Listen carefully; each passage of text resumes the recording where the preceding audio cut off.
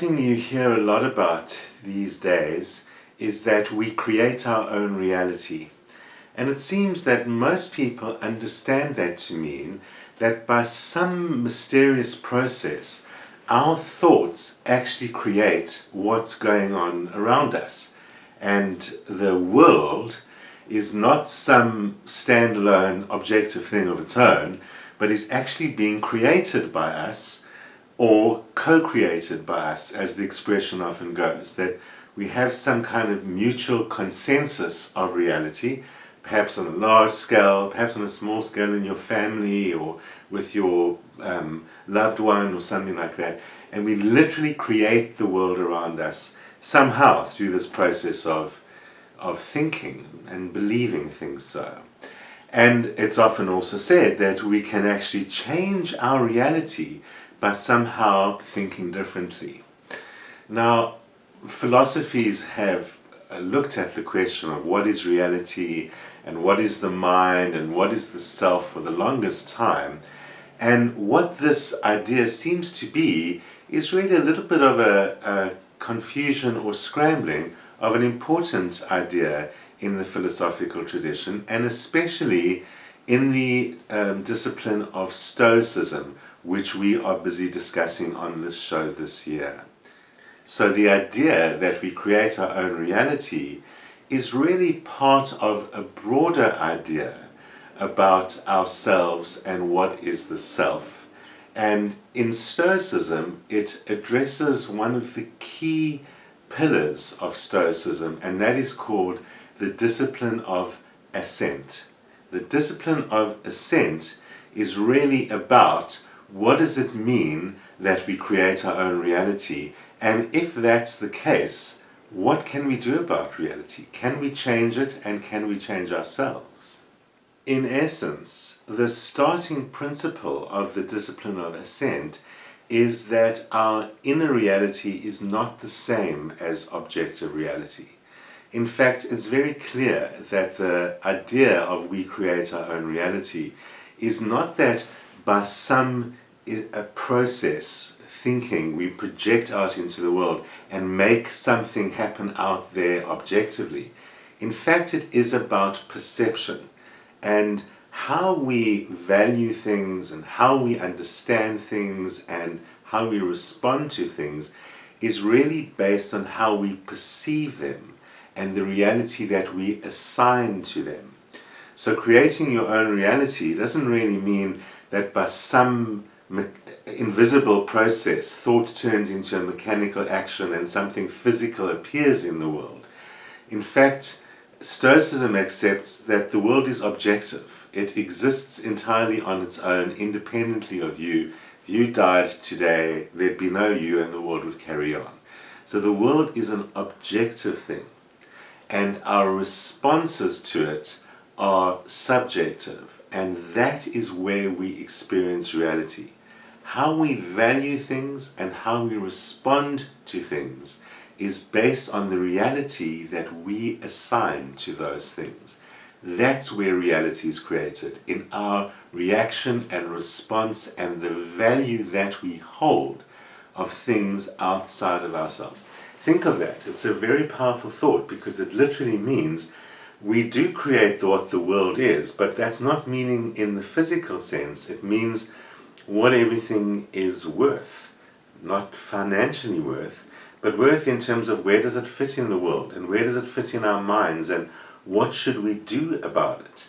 The discipline of assent from Stoicism says essentially you should only accept within yourself a way of seeing something or perceiving something that is objectively true. Any other truth that you experience about something probably comes from a judgment that you make. We make judgments about things all the time. So refusing to accept judgment and rather try and perceive something objective, that's the discipline of assent. So in making judgments all the time, one of the examples that our dear friend Marcus Aurelius says is that we constantly respond to what our initial impressions report. He says, do not elaborate to yourself beyond what your initial impressions report. If you have been told that someone is talking about you behind your back, then that's all it is. You have not been told you are being harmed. Don't act like you have been harmed. He could go on to say, you haven't actually physically been harmed. Nothing has actually happened to you. So don't react as if something has happened to you. All you can authentically say is, someone spoke about me behind my back. In and of itself, that fact, that statement has no inherent meaning. Always stay within your first impressions and don't add your own thoughts. That is the discipline of assent. The same can be said about grief, and that's quite a powerful thought too. If you are grieving about some exterior thing, he says, then it is not that thing which is troubling you, but your judgment about that thing. The things that we most commonly grieve about are the stuff that we want that we don't get, or things which turn out differently than what we want or expect them to be.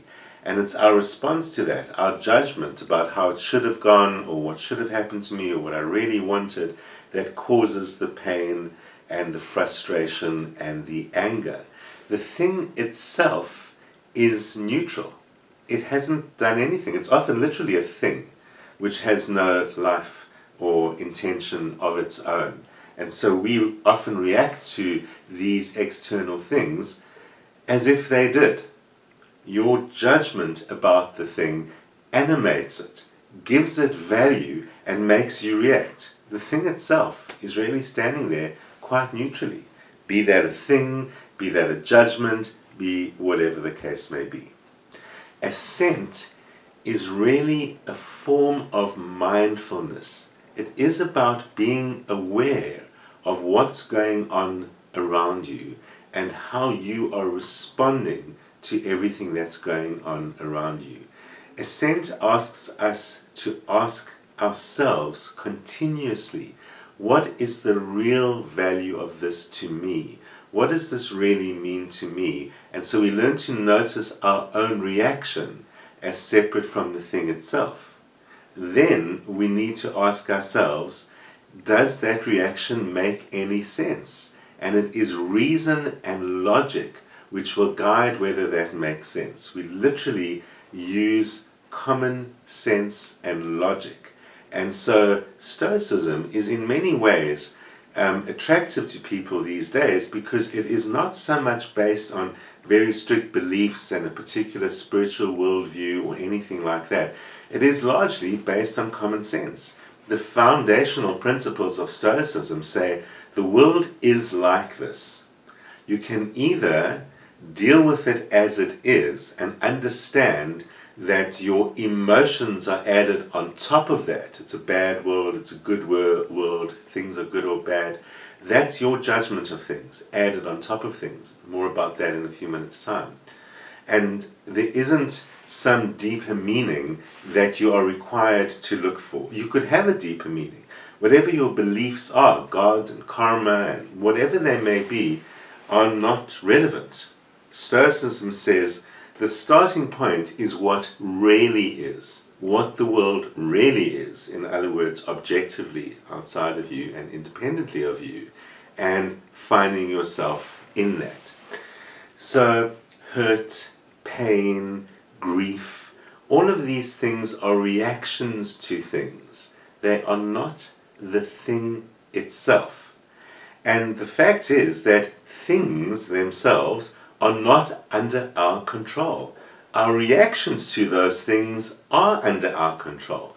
It's another very fundamental idea of Stoicism that you will see coming up again and again on all the shows over the year that we do about Stoicism, and that is that it is only reasonable, it is only sensible to complain about or react to those things which you do have control over, reacting to things that you don't have control over, especially reacting in a way that changes your emotions, makes you vulnerable, and especially vulnerable to negative emotions like hurt, pain, grief, etc.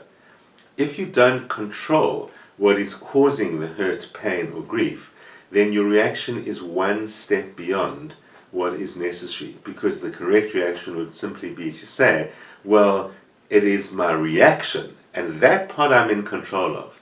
I can feel hurt, or I can think and feel perhaps something else about this.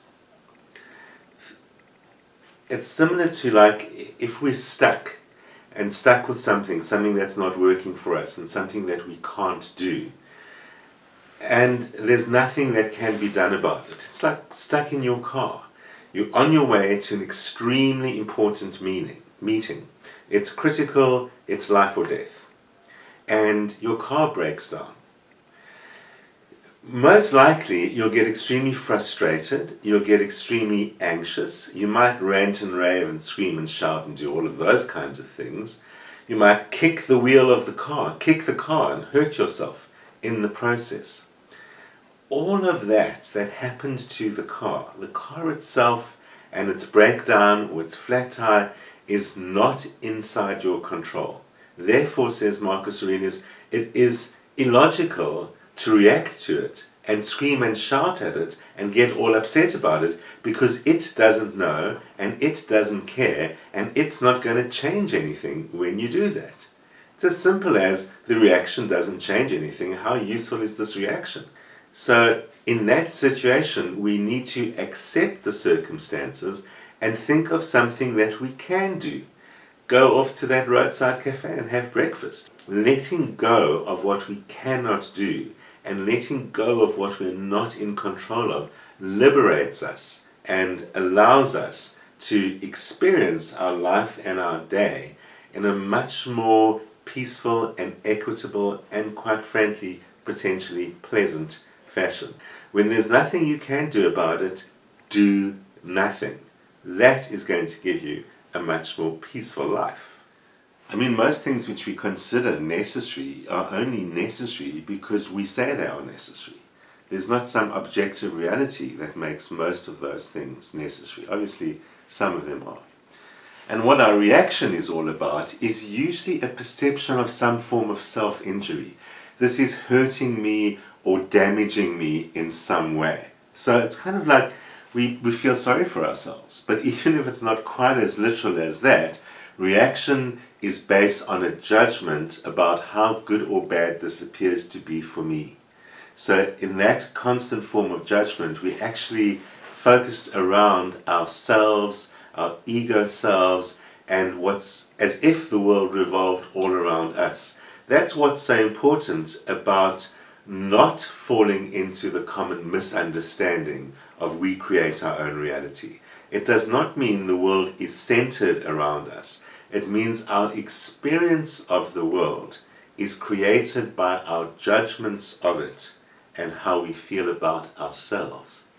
And our judgments of it and how we feel about ourselves are controllable. And in that sense, we can therefore create our own reality. Another great example is, what do we think about death? Anything that we answer about what do we think about death, or maybe what do we feel about death, is really based on a value judgment, because we don't really know what death is. We don't know what the experience of death is.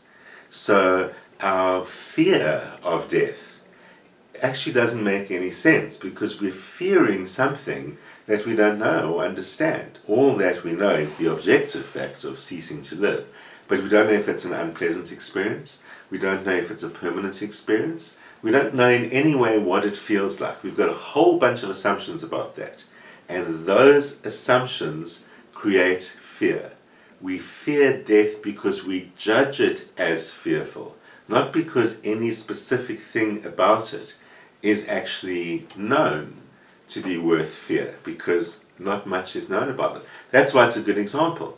But there are many things that fall into the category of unknown quantity, and you'll find many of those in your life, and those are well worth checking out on. We fear things that we know nothing about, therefore fear makes no sense. There is nothing inherently good or bad, and this is such a key point to the doctrine of the discipline of assent. Nothing is good or bad, but that we make it so.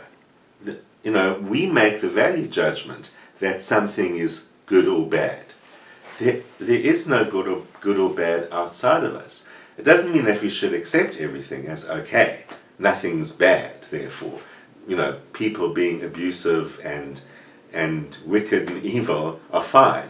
It isn't about that at all. In fact, the philosophers of Stoicism go on to say the only value judgments which are authentic and true are the judgment of what is morally good. When we recognize what is morally good and that evil is morally evil, and that other than that, something which is neither morally good or morally evil is indifferent. That's what it means to understand that nothing is good or bad. There are moral, or you can call them ethical if you like, there are moral goods and evils, and those are mostly decided by society and those kinds of things, and we generally know what they are. They're often couched in religious terms and passed on by religious traditions and so on, but actually those things we are capable of also knowing for ourselves. So moral good and moral evil is something that is a circumscriber of our behavior. But outside of that, you can't say anything is good or evil. We can argue about morally good and morally evil, obviously, as being somewhat subjective. That isn't really the point here. The point is our decisions of that's good for me, that's bad for me, that affects me good, that affects me bad. It's that where Marcus and Epictetus says, is it a moral good or moral evil that you're talking about in terms of how it is for you? If it isn't, then you should be indifferent. It isn't either good or bad. And that causes us to let go of a lot of what we believe is bad for us. It causes us to let go of a lot of what we believe is good for us as well. But letting go of all of those things helps us detach, which is, of course, one of the most important spiritual principles that we are forever in search of.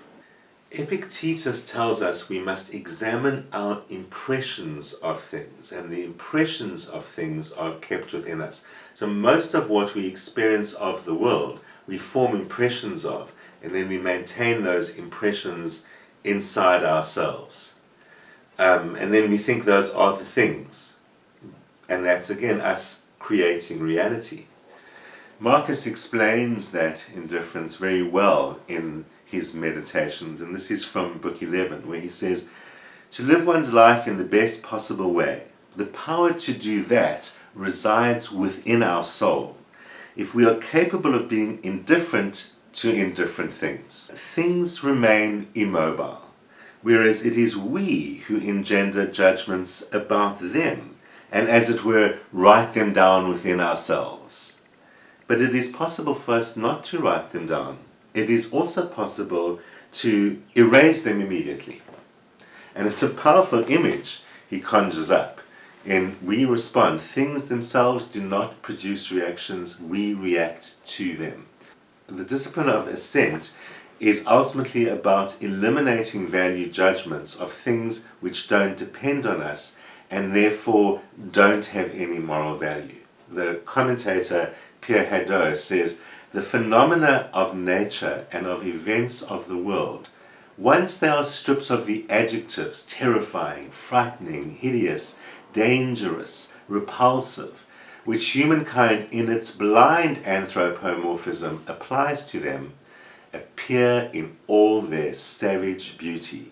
We will see things truly for as they really are. Once we take away the adjectives, because the adjectives are a value judgment. The storm was terrifying. Now storms are bad things. If we just say it was a storm, we can say I was terrified, and then at least it's more honest, and it's saying that the thing itself is indifferent. I reacted by being terrified. Making that separation can change yourself. Thanks to the discipline of assent, the transformation of ourselves and of the world brings about a transformation of our own consciousness and of ourselves. The self becomes aware of itself as an island of freedom in the midst of a great sea of necessity, says Haddo. So it is the true self that we seek and the true self that we find in this process of learning how is it that I react and how does that create my reality. So we started off this discussion tonight saying that we create our own reality and that the act of creating our own reality is often a little bit weird, actually, quite frankly, because it lacks the mechanism of how do we actually do that. And it's led a lot of people to believe that we can change things outside of ourselves. It is not the outside of ourselves we are seeking to change in the first place. My question is, why would you want to create an external reality? Why would you want to change things outside of yourself? You can create an external reality that is lovely and beautiful and where everything's peaceful and all of that, but you're not in control of it. And things will happen that will generate reactions in you, and soon enough you'll be feeling unhappy and needing to start all over again in somehow controlling that reality outside of you. But once we agree and accept that we don't actually control reality, and the only thing that we can change is ourselves, then we are understanding the principle of we create the reality. Reality happens inside our heads. There is an objective one outside there, although perhaps some philosophies agree.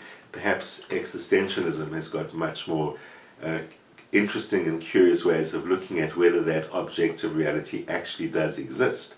But whichever way you look at it, our perception in the end creates our own reality. Whether it is actually out there or not becomes immaterial, because our process, our inner process, our thoughts and our feelings and our consciousness inside our minds, inside our heads, that is where reality lies for us. So in that sense, we create our reality, and that is the meaning of we create our reality. So getting back then to where I started, if it's true that we create our reality by reactions inside our head, inside our heart, inside our mind, then indeed we do create reality, because we can choose how we respond to things outside of us. We can stop trying to change the outside world and trying to change the self. And how do we do that? Is by seeking out the true self. And in another episode, in a few weeks' time, we'll talk about how does Stoicism address the issue of what is the true self and how we find it. But of course, it does start right here. It does start with the idea of the discipline of assent, which says we can choose to react in a way that only makes sense. And if it doesn't make sense, we choose not to react. Assent, I agree to that. I agree that this is its reality because that makes logical sense. And if it doesn't, I will put it aside. I'll close tonight with a thought from Marcus's fourth book. He says, remove the judgment and you have removed the thought, I am hurt. Remove the thought, I am hurt, and the hurt itself is removed. As I said in the introduction to Stoicism a few weeks ago, the purpose of philosophy, or philosophy, is that it's meant to engender better practical living. It's not about expanding the brain or understanding the nature of the universe, although it will touch on those kind of things. But ultimately, the purpose we have philosophy is because we need to understand ourselves and how to live in this crazy world. And it certainly seems to me that considering the discipline of assent gives us a very powerful way to live in this world and not be so affected by the so much pain and grief that we all get so affected by. And certainly in this age of news and media, we get so strongly affected by things that are so far outside of ourselves, they're not even happening in the same country that we are. And that's where I think that discipline of assent can really go a big way to helping us live a more balanced, moderate, peaceful and happy life. Not by pretending that nothing is happening in the world, but by understanding where we stand in reaction to it, in relation to it, and where in fact we do create and control our own reality without having to deny the reality out there. We will be back, of course, next week. Be sure to check in on the Facebook page to see what's happening next, or to catch up on old episodes, which you can do there. And I will be back next Friday at the usual time.